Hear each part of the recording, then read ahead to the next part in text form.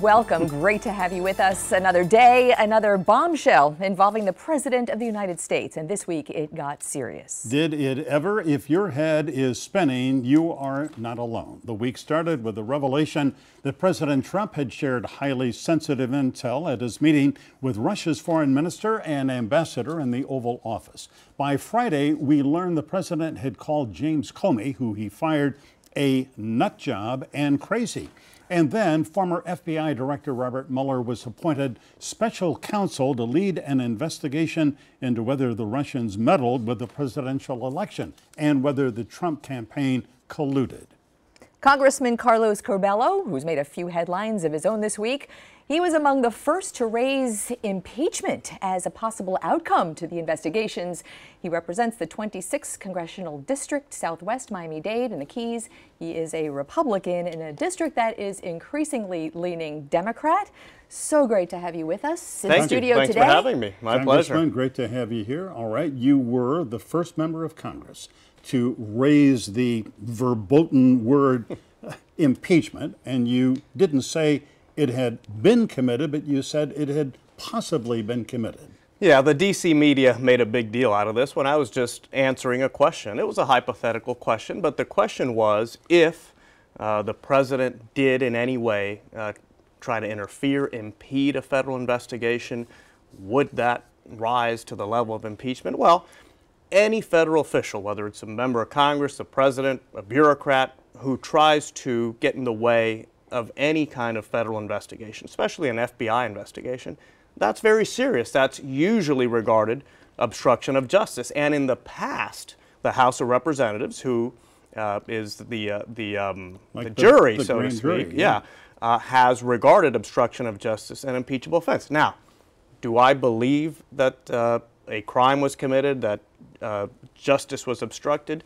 No, it's too early. We need the facts. So what I've been calling for and what we're going to get is James Comey in the Congress testifying in public, which is one of the conditions I laid out, and under oath as to what happened. And after he does that, after he brings forward any evidence that he may have, there's allegations that a memo exists, maybe some notes, then I think we'll be in a better place where we can actually decide what happened and what's the best way forward. What do you make of the president himself taking to Twitter every morning? It seems like in the morning people wake up to see what the president has to say.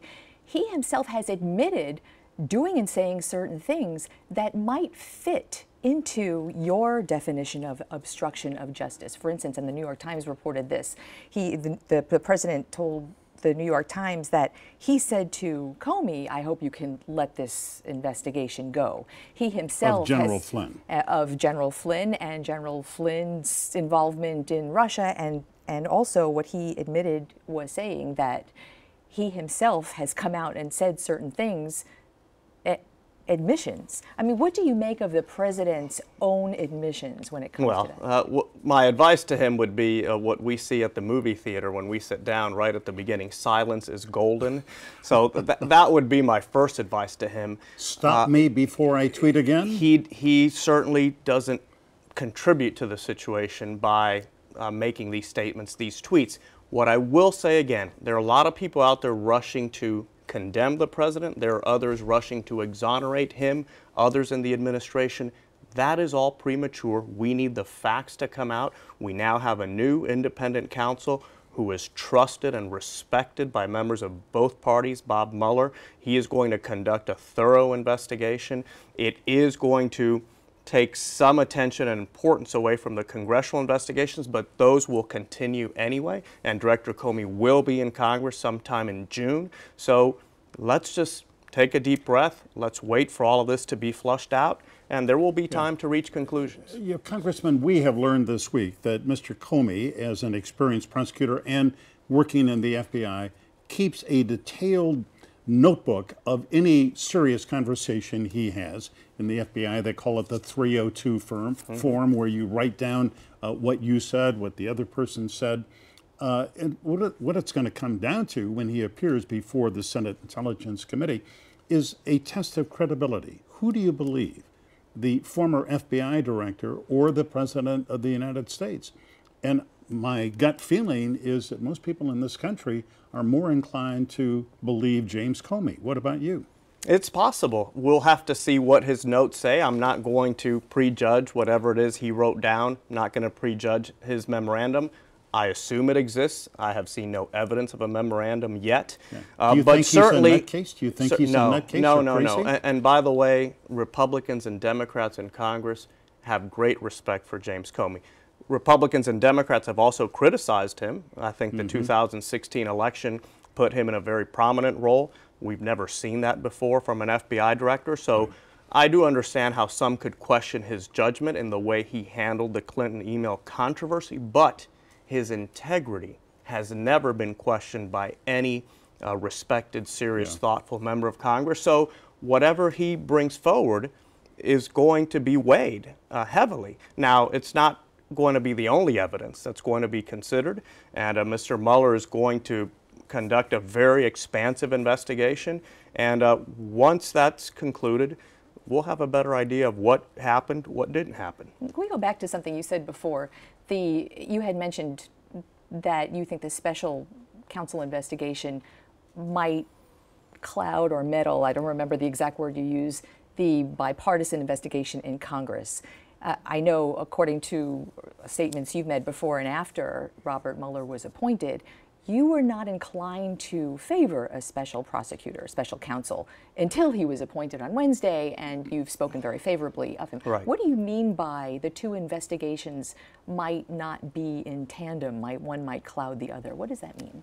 Well, Mr. Mueller, for example, might ask congressional leaders to give him some time before because remember, a lot of what happens in Congress, even behind these closed-door meetings, ends up getting leaked and becoming public domain. So Mr. Mueller may tell those committee chairmen, this is really going to hurt my investigation if you publish these documents, if you have these witnesses come and offer public testimony. As a matter of fact, some people thought that Comey may not testify in Congress as a result of the appointment of the independent counsel. He is, which I think is good news, because obviously there's a great thirst for information in our country. The public wants to know. Yeah. And I was one saying, no, Comey must come no matter what.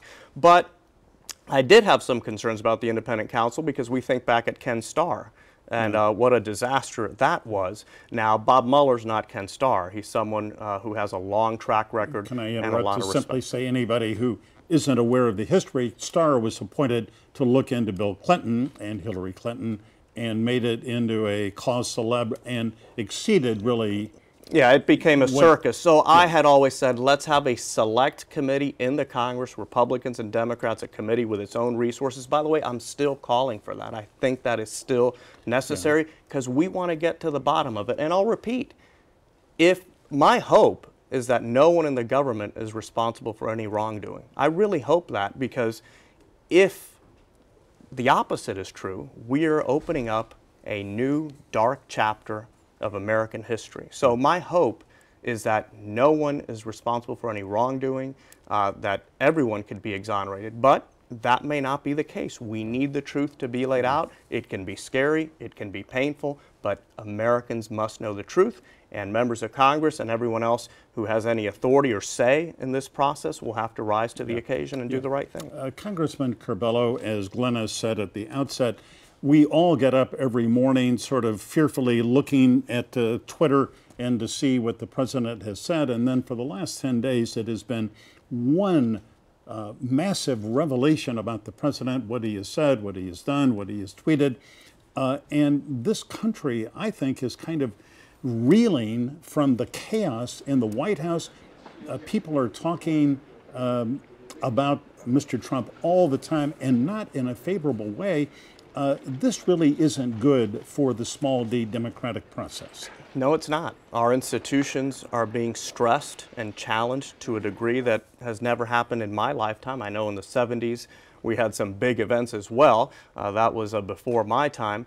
But people are just down, depressed about our politics. People are talking politics 24/7. I think that's unhealthy for a country. I think that's unhealthy for families. People should be talking about normal things, school and work. Why aren't the Marlins better? Sports. On the upside, the engagement is better too. People are engaged in politics. It is, which but before this year, but for unfortunate reasons. And the more people get involved and ask questions and get informed, the better. But I wish it were under different circumstances. And I also think about our image throughout the world. Our country has always been the model of democracy, stable government, strong institutions, and all of that is being weakened these days. We really need to figure all this out and get it right and move forward. You know, we have a lot more to talk about with you. We're going to take a quick commercial break, and we'll be right back.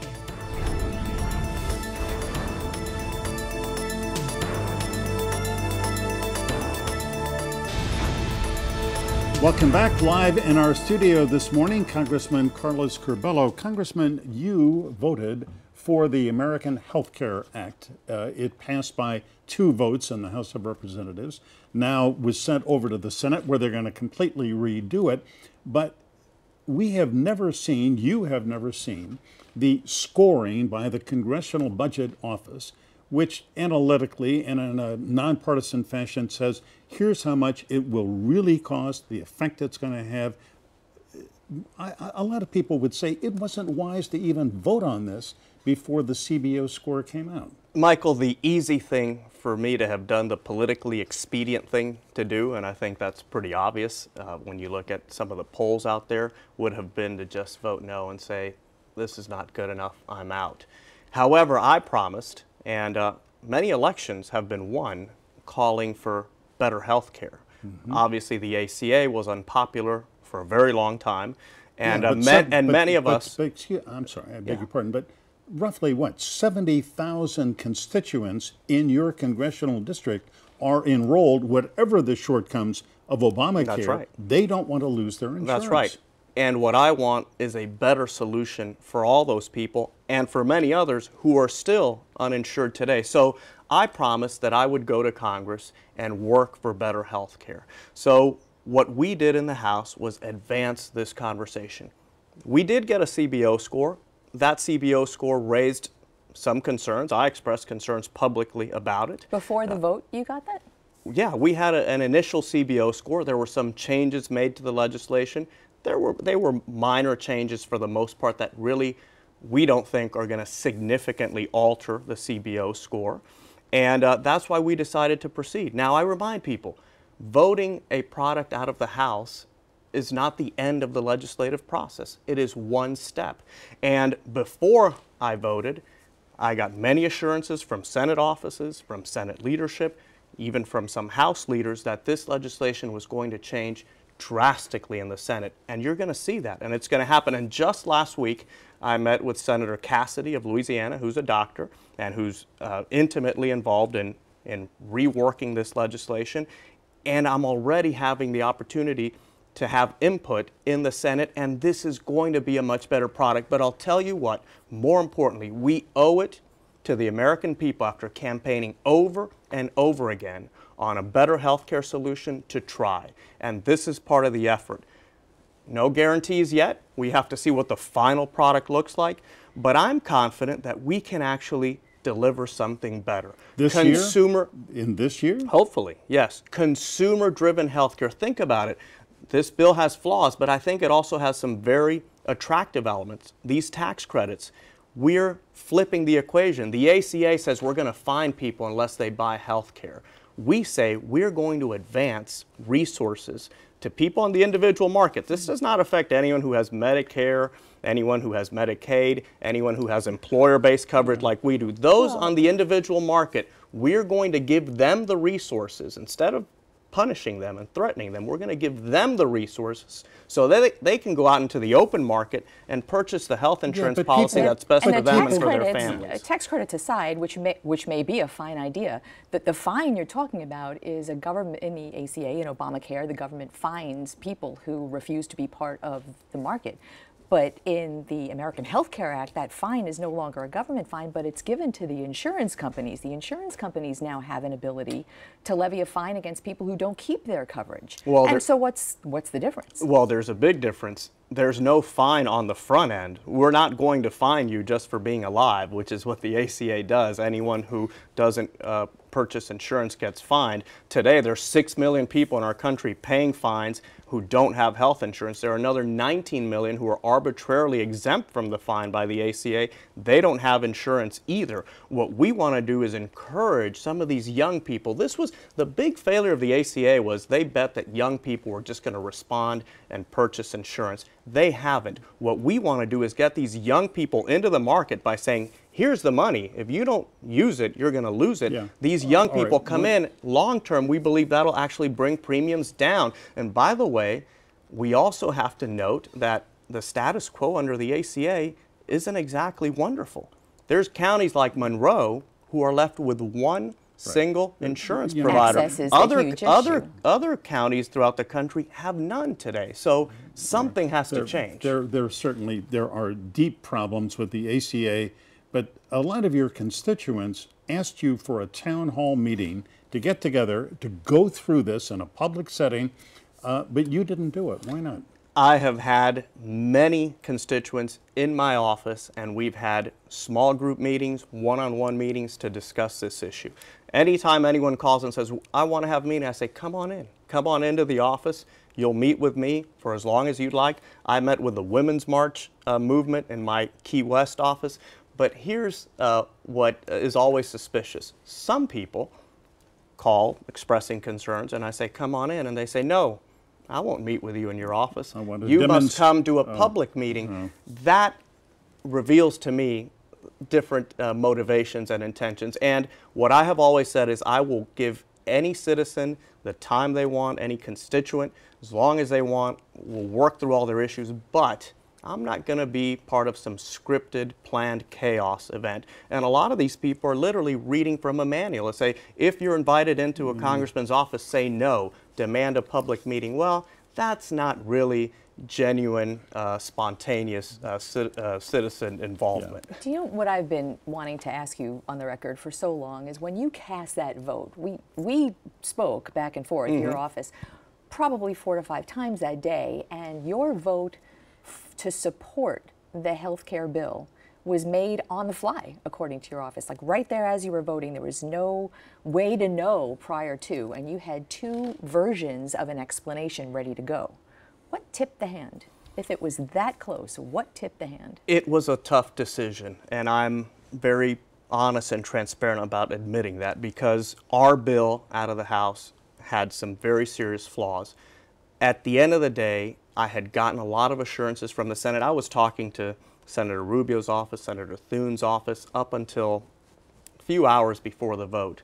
And I said to myself, we need to continue this conversation. This product that we're voting out today, it's flawed, but it is not going to be the final product. Let's give consumer-driven, patient-centered health care a chance to have a true hearing in the Congress and the House and in the Senate. And due to the nature of this bill, it had to start in the House. I would have preferred for this bill to start in the Senate, but because it had a tax title, it had to start in the House. Yeah. So it was kind of like a gut check, say, yeah, let's continue this conversation. We owe it to the people who we've been promising for years that we would try to do better. The president promised all through 18 months of the campaign, and I think Congress, when you ran, you made promises as well.